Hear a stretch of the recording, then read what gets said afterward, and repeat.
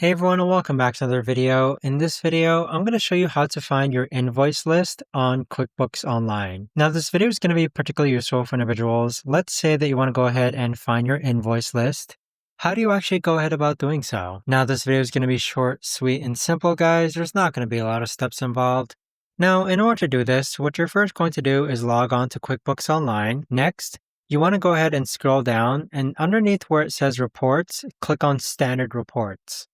So on this page here, go ahead and scroll down, and underneath the drop-down menu that says Who Owes You, you're going to be able to find your invoice list. So click on your invoice list, and it should show you a list of all the different invoices you have currently for this year. But there you have it, guys. That right there is the best and easiest way that I know of to actually go ahead and find your invoice list in QuickBooks Online. If you guys know of a better or easier way to actually do this, let me know in the comments down below. I would love to know.